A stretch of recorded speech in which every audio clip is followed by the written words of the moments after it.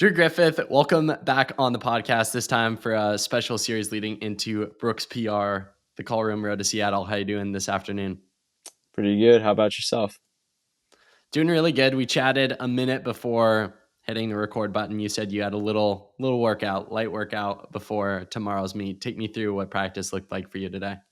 Yeah, so it was just a really light 4.5 miles, and then spike up for some 200s, hitting right around 30s for the trying to get a feel for pace tomorrow. So should be fun. You told me it's a bigger meet, like 96 teams come to it, which is absolutely massive. I've never heard of a meet that big, but I'm curious, like, you're low-key that guy when it comes to running. I can't imagine a meet in Pennsylvania really giving you that much of a challenge. How much weight do you put into these meets that aren't like the Arcadias or the Brooks PRs? Yeah, I mean, for most meets around here, other than like section and like our district championships and stuff, it's not too much of a big deal, I guess. But this one's pretty special just because it's at the home track, and everyone is there. Like most times, your friends aren't able to make it to meets, but when it's at your home track and it's an invite as big as this, like we literally get school off tomorrow because it's just so big of an invite. I mean, it's pretty special. So I'm excited to go out there and perform in front of all the people I know. As I know, Pajak is in your state. Other top guys are in your state. Do you ever cross paths with them in these lower key meets, or is it pretty separated? Yeah, I mean, if we were in the same event, we would have crossed paths tomorrow. But he decided to run the 800, and I'm running the mile. Comp. So yeah, Come on, Pajak. I asked him to run the mile, but he didn't want to hop in. So what does that process look like for you? Obviously, you ran 4:02 indoors, which we'll get into. You're kind of right on the 4-minute barrier. I think at this point, no one would deny that you definitely can do it. For a race like this, is it you're going to try to run 29 points as much as you can, or just get a solid effort in, given that it's really not that big of a deal?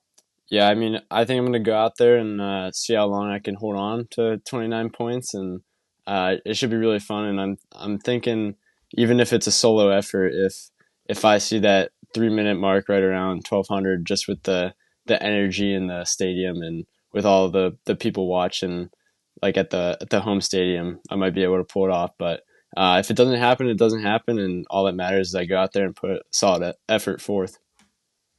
How much of that desire for you to break for it comes from the fact that, or break for it tomorrow comes from the fact that it is your home track and it would probably feel really amazing to do it on the place that you got good at running? Yeah, I mean, it's probably like the biggest motivation for tomorrow, just to think about what that track has given me, and to be able to go out there and break four, like for the first time ever anybody's ever done it on that track. So it would be pretty special to go out there and do it on the home track. We're talking the day before, as you mentioned. What goes into the pre-race night before routine for Drew Griffith?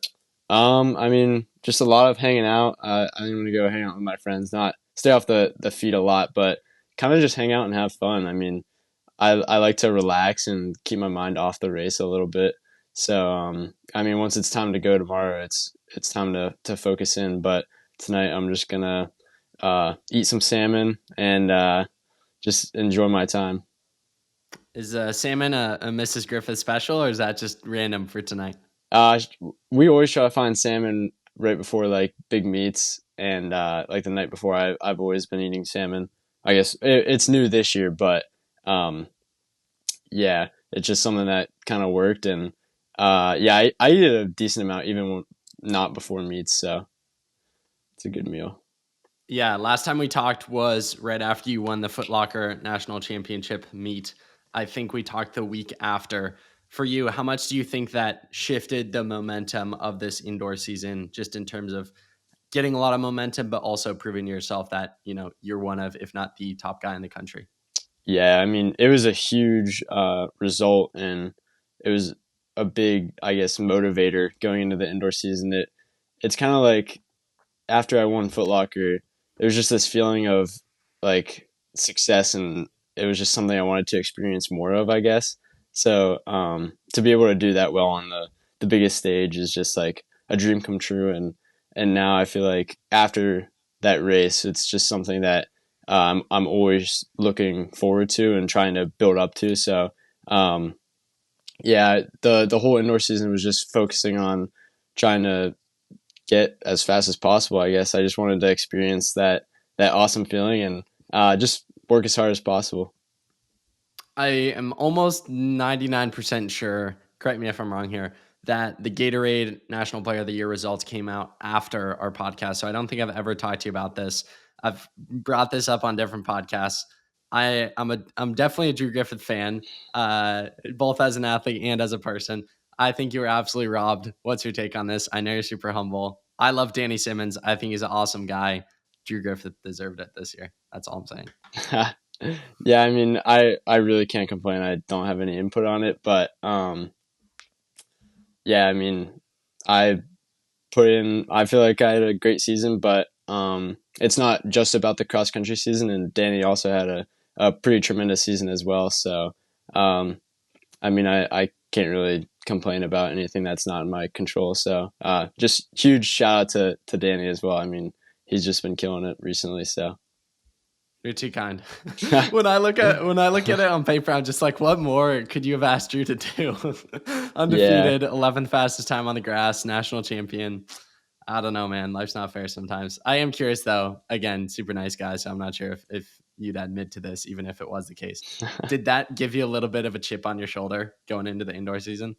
I mean, I'd be lying if I said it didn't, but yeah, I mean, no hate to anybody that was involved, but Well, because we talked at Foot Locker, and there was some kids around me who were like, "Oh, Drew's not happy. He saw people. I don't know, it was mile split or something. No one picked you to win." And we talked about that fueling you. So I don't know. It works. It yeah, I works. guess so. Let's talk about, I believe, the first race of your indoor season, or at least the first race that I really heard about, the 402 mile at the New Balance Indoor Grand Prix.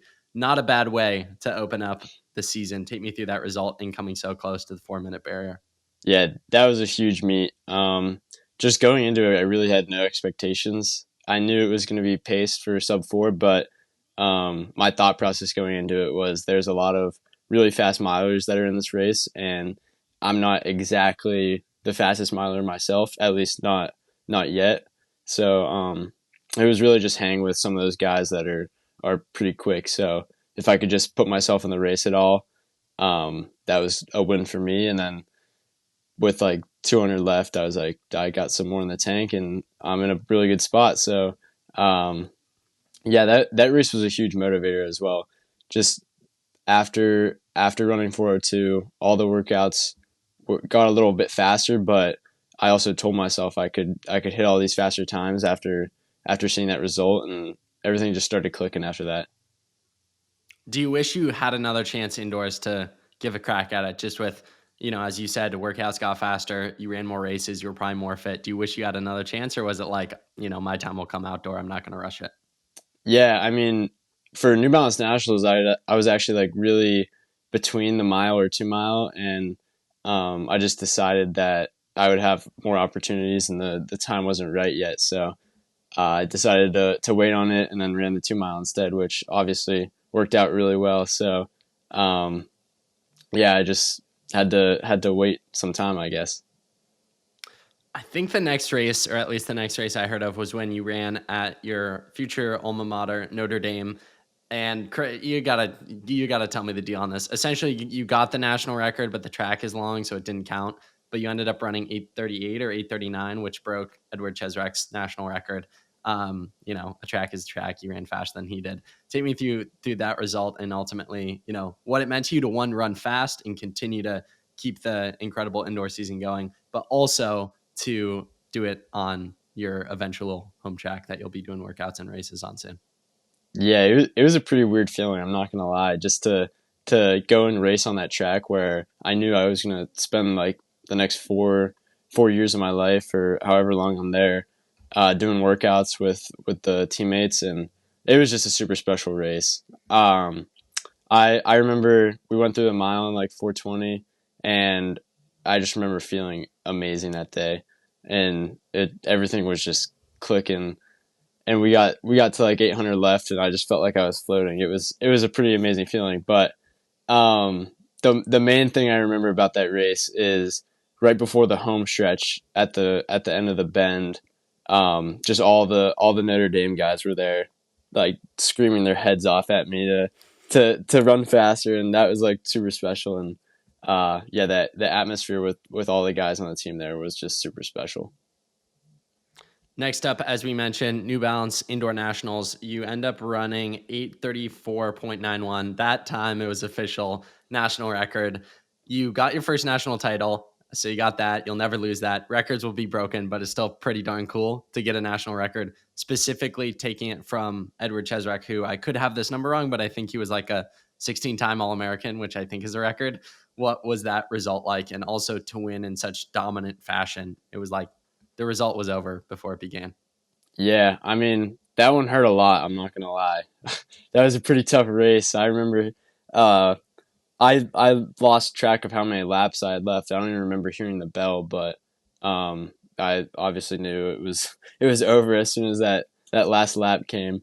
But yeah, that was an amazing race. Just the atmosphere of the New Balance track is unbeatable. That track is super fast. I love racing there, and also just spending the weekend with like Cameron Todd and Ryan and Colin and Jack, just all my future teammates. It was pretty special to go up to Boston and hang out with them, and yeah, I cannot complain about the results from that meet either. So just to beat a record set by somebody so well known in the running community is pretty amazing. Which one is more meaningful to you? Foot Locker win or national record? Um, Honestly, I'd have to say Foot Locker. I'm just a cross country guy at heart, and I don't think it'll ever change. But we'll see. I just like something about the grass is super special. What was your overall takeaway and reflection from the indoor season? It seemed to go essentially perfect. How did you, in your reflection process the week after it ended, what were some things you came up with? Yeah, I mean, um, I wouldn't say it went exactly perfect. Just with like, I mean, I don't know, even know if you saw this or not, but um, with my state meet, I ended up getting like rejected from the mile at first. I wasn't allowed to race for a little, just because my 4:02 was the only time I ran a full mile, and it had a professional pacer in the race for 1200. So they didn't let me in my state meet, and that one felt like it was just like a really tough event that occurred, and like wasn't going to be able to run. And then a couple days later we ended up finding out that I was able to run, so it was kind of just like a roller coaster of emotions through the middle of the indoor season. But other than that, I would say it was pretty perfect. And um, just going into the outdoor season, it's kind of just about maintaining that, I guess, that level of excellence. But it's not necessarily about the results this outdoor season. I mean, I can see the light at the end of the tunnel of the high school season, and it's closing in quick. So I just really want to have some fun with my teammates, like especially with all my high school teammates. I mean, the big meets are cool where you go out and run at Arcadia and stuff like that, but um, you're never gonna see your high school teammates again, and you'll have all college to run at those big meets. So it's just about enjoying all the little meets and all the little things. And uh, yeah, I mean, whether you're running a PR or not, it's still just fun to get out there on the track. How crucial do you think that aspect is of no matter how fast you get or how many records you break or how many titles you win, realizing that, yeah, I am a high school senior and I'm never going to see these teammates again. Some of them, I'm never going to run with them again. I'm just going to have fun, soak up the memories before overly stressing about running 3:59 or whatever the time might be. Yeah, it's definitely huge. I feel like some people can get a little bit too big of eyes, I guess, and think about, oh, I have to run this time my senior year, and I have to place such and such at this meet and all that, and make nationals and stuff like that. But when it comes down to it, I mean, yeah, this is your last time you're gonna run high school track, so it's really just about enjoying it while you're here. And I mean, I know once I get to college, I'm not gonna be the fastest anymore. So um, yeah, it's just about enjoying what's around you. What are some of your fondest memories off of the track? I remember for me in high school, a lot of times it was the bus rides over and kids joking and like, or at the meet when it was like freezing and so many fun memories off the track for me. For you, what are some of your favorite memories and moments this season off the track? Yeah, I mean it's probably just like hanging out at invites and stuff. Like tomorrow, I know I'm gonna have a blast just after my race is over, cheering on everybody else and getting to see all the people that are like just from Western Pennsylvania. I mean, it's such a great community, and to be at a track meet with everyone there and everyone's super nice. That's probably one of my like favorite memories, and also like you said, the bus rides are pretty unbeatable. I mean, you have like a section rival, and after you beat them in a dual meet or something, I mean, it might not seem that big to some other people, but um, I mean, when you get to experience that joy with your teammates and everyone's all hyped up, it's pretty special. Do you have any kids on the team that like purely do track because their parents made them or like they just wanted to do something? They don't care at all about running. They just like do the mile because it sounds fun and they're just like confused at how good you are. I mean, yeah, there's definitely some people. I mean, I would say those people aren't running distance just because they don't want to run the mile or 2 mile or something. Like, Most real why? thing ever said. Yeah, why would you do this to yourself? But um, yeah, no, I mean, I have a lot of friends on the team that just come out and have some fun, and I think that's the best part about track is it doesn't matter whether you're the fastest or like can throw the farthest or jump the farthest. It's just everyone can come out, everybody can have fun, and everybody can enjoy it together. One of my biggest gripes in high school, but also talking to other people who had a similar situation, was doing workouts, lane one. Sprinters never move. They never get out of the way. They're completely oblivious. Please tell me at Butler they have some respect for the national champ, national record holder, and don't stay in lane one. Yeah, I'm not gonna lie, everybody moves for me. It's pretty nice. So, yeah, I definitely get the best treatment here at Butler. Good. Okay, that's good to know. So for the listener, if you want the sprinters to get out of lane one, you got to win a national championship first, and they will. Drew, one of your first races this outdoor season was the Arcadia Invite. Every year, you know, a lot of people are going to be watching, and it's kind of how I've described, and I think people have agreed of like the national meet before any national meets. It's kind of like the early season national meet. For you, you ran, I think you placed third, and you ran 8:37.43. What was that race like, particularly like even before talking about the end result, lining up with so many good guys? What was the pressure and feeling going into the race? Yeah, just standing on that track and you look to your right and you just see guys who can run crazy fast times. Like, I mean, I was right next to Danny and I knew what he was capable of, and obviously he just came off of 13:38, which is insanely impressive, especially on an indoor track. So, um, yeah, and just you go down the whole line.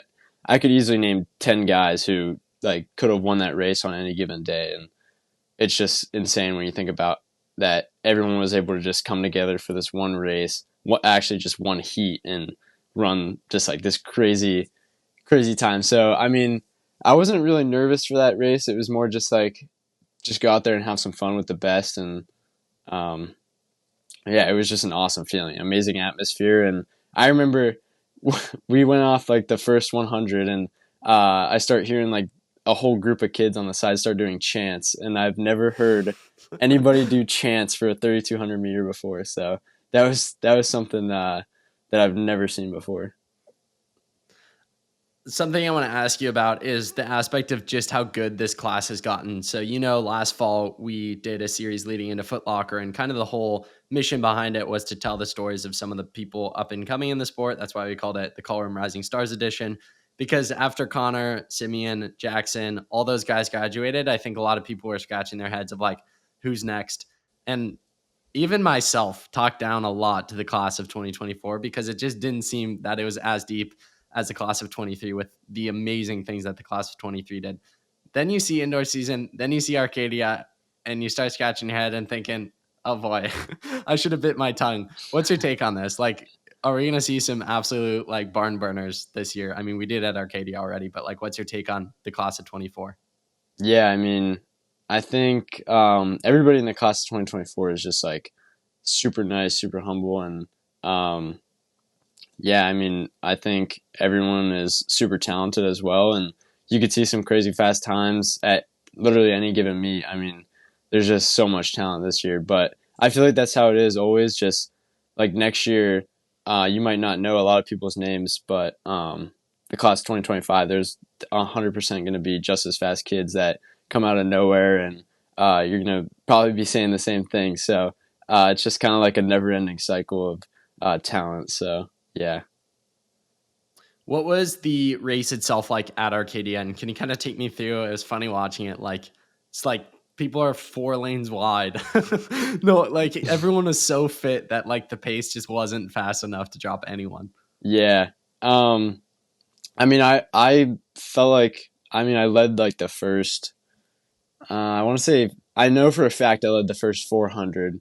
I don't know about the first 800 because it was like the lead was switching a bit, but I could say I led for a very good amount of that first mile. And um, I wish I would have taken it out a little bit faster looking back on it. Maybe just to try and string it out a little bit more. And there was just so many guys that were packed up behind me right at like the 420 mile marker. So yeah, I mean that's my only thing I could complain about that first mile. And I remember getting clipped a lot, the bottom of my spikes, which I mean obviously is going to happen in racing, but that's probably a little bit of a sign that I should have maybe went a little bit faster if they were clipping at my heels. But yeah, it was just crazy because you never know who was gonna come up on your shoulder and maybe take the lead. It could have been any given person in that field. What was your reaction and thought process when Danny started to hammer the pace in the back half of the race? I mean, it was kind of expected. Um, I wish I maybe would have went with him a little bit more. That whenever he started to go initially, not try to make a move that final 400 where I just did not have it. But yeah, I mean that was kind of expected. He's got that strength, and I totally saw the last mile just getting hammered. So um, yeah, I mean I wish I would have went with him, but can't change it now, and can't really complain about it. Maybe it's saving it for Brooks at this point, but looking back on the race, do you have a little regret that guys didn't work together to break 8:30? Like the talent was there. I think you guys were fit enough. I think it was just a case of like 10 guys all being similarly good and looking around and being like, no, I'm not going to hammer the pace. No, I'm not going to hammer the pace. We'll just keep it here. Yeah, I mean, we definitely had the ability to do it, but I mean, it's not easy, that's for sure. And saying it's going to happen isn't going to make it happen. So, um, I mean, it definitely would have taken a lot of effort by a lot of guys, and um, probably whoever put in the most effort wasn't going to win the race. So I think that's why a lot of people didn't want to do it, and honestly, myself included. But sometimes it just takes one guy to just be a little bit, I guess, gutsy and go for it. But it'll definitely happen at some point, and maybe not this year, but yeah, we'll see. Obviously, junior year for you was, I would say, pretty remarkable. Made the Foot Locker National meet. I want to say you placed eighth, and then your outdoor track season was also pretty solid. But I don't think anyone a year like as we sit today, going back a year, I don't think anyone would have been like, oh, he's going to win Foot Locker, then run 402, then run 834, and just like be on track to do all these remarkable things. What would you attribute a lot of the recent success to, if anything? Um, I would just say consistency. I think that's like the main thing. Like the most important thing in the sport is just consistency. It's just about getting those daily runs in, those every other day. Like I do workouts, and it's just about being consistent on those workouts. It's not about going out and hammering like one day and thinking I'm gonna get fit because I just went crazy on this one workout. It's just consistent efforts, consistency, like off the track too, sleeping, eating. It's literally the whole sport is just consistency, and it's also being, um, like I said earlier, you got to be a little bit. What's the word I'm looking for? I guess you got to dream big a little, especially in this sport. I mean, even if you don't reach your goals, I think it's definitely important that you gotta like visualize what you want to run, and that's something that I started doing this season is just like believing in myself that I can do something. And I've noticed I've gotten a lot better results when I tell myself I can do something rather than say maybe I have it in me. But um, yeah, that's probably the biggest thing. Yeah, how crucial do you think the aspect of confidence is, and even using like Foot Locker as an example, like saying like I can win Foot Locker, not just like maybe I'll win Foot Locker, or like whatever, like believing and running that you're gonna win Foot Locker months before you actually run the race. Yeah, I mean, leading up to Foot Locker, that's actually like a perfect example for me. It's just, I just kept telling myself exactly where I was going to make the move. I told myself if I was just in the race on that last hill, I could see the leader, that I was going to win. And I just told myself over and over again, and I visualized myself taking the lead on the top of that hill. And, I mean, I was able to do it exactly how I imagined it. So, um, I think if you like visualize something so many times that you can kind of just like trick your body into saying you've done it before and you've been in this similar situation. So whenever you get to that exact situation, it's not as nerve wracking, or you're not downing yourself like, oh, this hurts really bad, I don't know if I can do it. You just feel like you've been there before, and you can just do whatever you believed in yourself to do. Let's talk about Brooks PR. You're confirmed for the 2 mile. You know, at this point, you're shaping up to be one of the greatest 2 milers in high school history. What's your take on running this meet, this event? Yeah, it's pretty special. I mean, last year there were some crazy times thrown down, and it was an elite group of guys. So I'm looking forward to another elite group of guys coming together for the Brooks 2 mile, and it should be a great experience. I've never been to that part of the country before, so um, yeah, it should be fun, and I'm excited for it. Dude, Seattle's next level, especially the flight in. You like, I remember for me, the captain, the guy flying the plane was like, if you look out on your right, there's Mount like Helena. Like we passed like a bunch of like crazy mountains. It was the most like scenic flight I've ever taken. So I don't know the direction they take from Pennsylvania, but you'll get some good sights on the way there. I am curious in regards to the 2 mile itself. Looking back on last year, Simeon holds the meet record. Should he be on borrowed time? Should he be worried come June 12th? I mean, honestly, probably there's a lot of talent that's in the field that, well, at least that I know of. Um, I mean, if we all just work together to run a pretty quick time, and all it takes is just like two guys to say, "Hey, I'm going to go for it," and this is going to be a fast day. So, um, yeah, that's all it takes. Somebody just get a little gutsy and go for it, and I think the rest of the field is just going to feed off that and also run pretty quick times.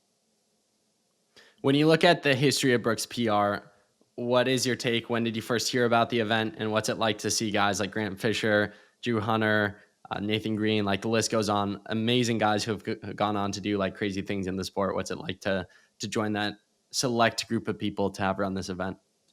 Yeah, it's pretty amazing when you think about it that way. I remember the first time I heard about this event was, I think, my sophomore year, when Simeon broke four as a like the like youngest guy to break four or whatever. I can't remember what it is, but he was super young and he broke four at Brooks PR, and um, that was my first encounter, and it was just something that I was looked at as a super cool event, and I wanted to be a part of one day. Just how fast do you think kids are going to run this outdoor season? Like for you, I mean, there's realistic possibility you could run 8:29 at Brooks PR and lose. There's also realistic possibility you could break four and not win the race that you break four in. Like Festival of Miles last year, four guys broke four. Like Jackson was like, yeah, I feel weird. I placed fourth, but I also broke four. For you, what's the thought process on how fast do you think guys are going to run this year, including yourself?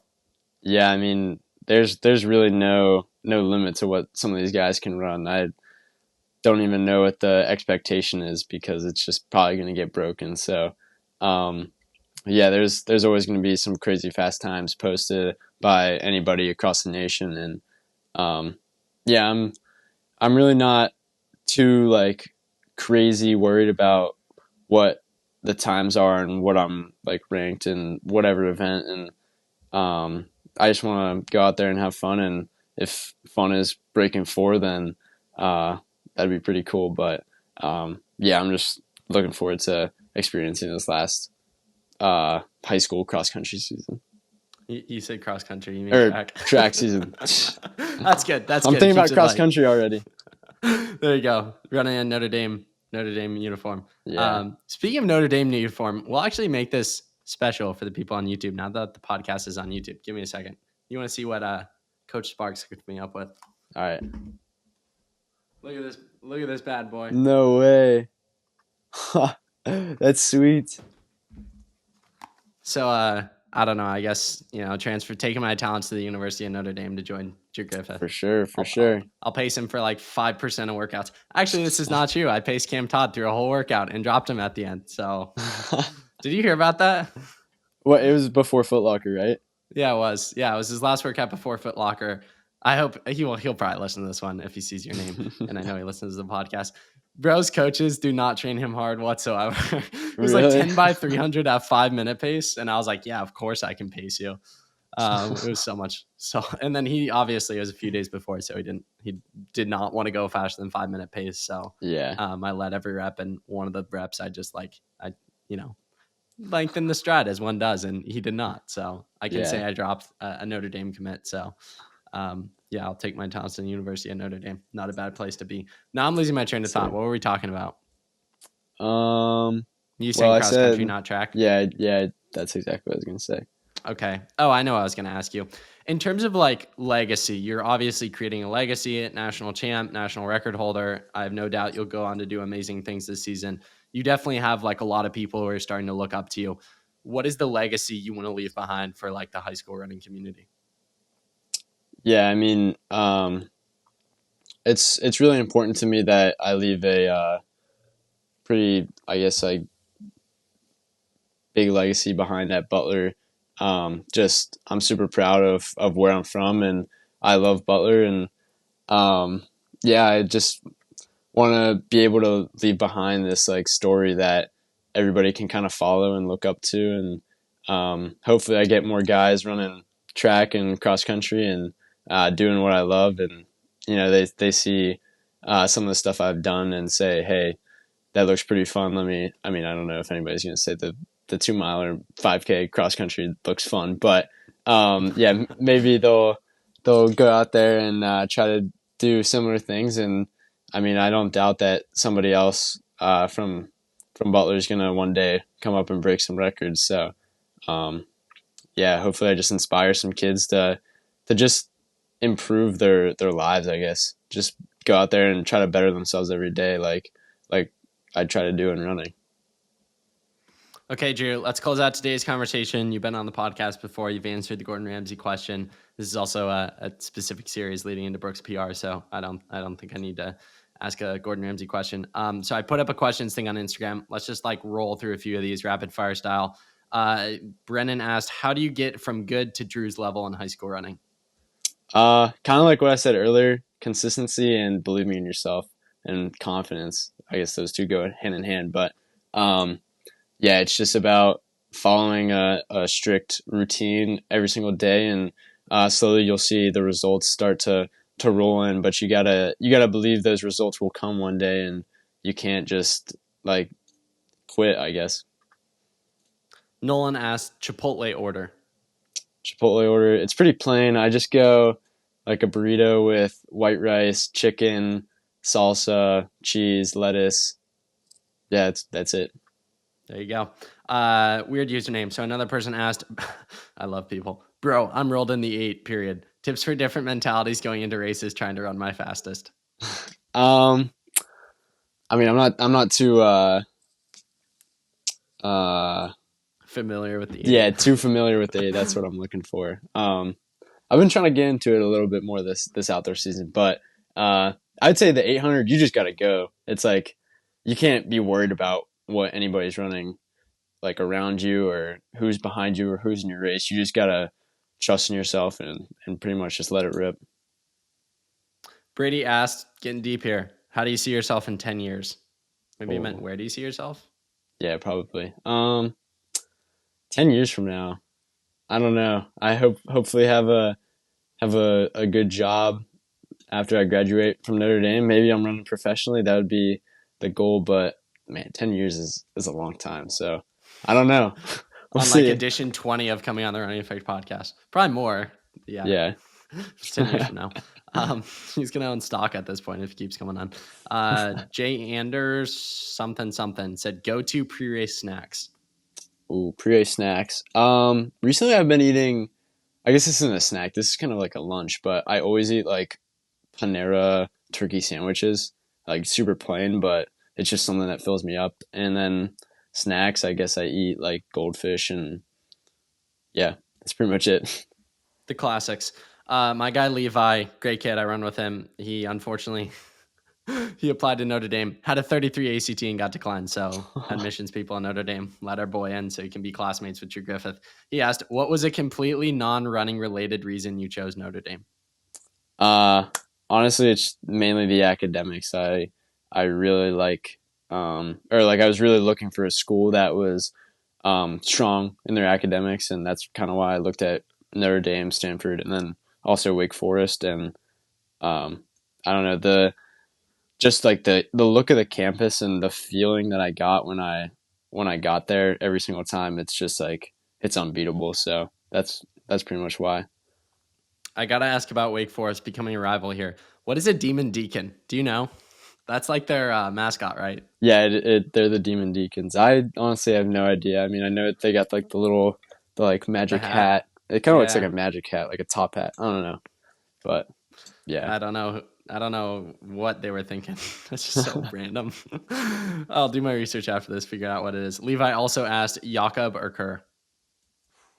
Um, I mean, a couple of years ago, I was a huge like Jakob fan, so um, I feel like I out of those two, I'd go Jakob. But you know, if you had to add one, Jake Whiteman, I'd go Jake Whiteman. Okay. So throw him in the Interesting. mix because he will be in the mix for the 1500 this year. Brandon asked, what drives you to be the best of the best? Um, I don't know. I think it's really just like the people around me, and also just like the whole class of 2024. Everyone's doing such special things, and it's hard to not want to be a part of it. Like at New Balance Nationals, like the day before I ran my 2 mile, Danny broke the national record in the 5K. Like absolutely shattered it. So it's hard to watch that and not say I want to be a part of that. Adam asked, have you gotten senioritis? If so, how badly? Definitely, it's kind of hard to have senioritis whenever you're like in a bunch of AP classes because it's all still like tough stuff. But the nice thing is AP tests are coming up soon, so it's just a bunch of review, so it's not too bad. But yeah, I definitely have senioritis. Drew, really appreciate the conversation. I think that's enough questions for now. We'll save the rest for another time. Really appreciate the conversation. All you're doing, cementing your legacy in the sport of running, and also just being an awesome person in the process. I will see you June 12th, Brooks PR. See me in Birnbaum. We'll be on watch. Appreciate the conversation, man. Keep crushing it. Yeah, thank you for having me.